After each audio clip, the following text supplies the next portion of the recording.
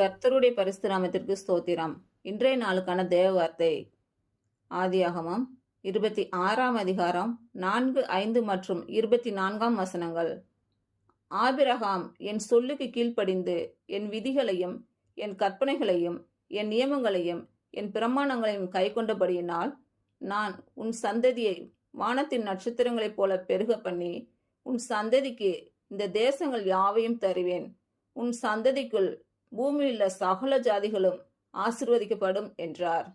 அன்று ராத்திரியிலே கர்த்தர் அவனுக்கு தரிசனமாகி, நான் உன் தகப்பனாகிய ஆபிரகாமுடைய தேவன், பயப்படாதே, நான் உன்னோட கூட இருந்து என் ஊழியக்காரனாகிய ஆபிரகாமின் நிமித்தம் உன்னை ஆசீர்வதித்து உன் சந்ததியை பெருக பண்ணுவேன் என்றார். இன்று பிறந்த நாள் மற்றும் திருமண நாள் காணும் அனைவருக்கும் இயேசு கிறிஸ்துவின் நாமத்தினாலே வாழ்த்துக்கள். கர்த்தர் உங்கள் பலவீனங்களை மாற்றி உங்களுக்கு பலத்தை கட்டளையிடுவாராக.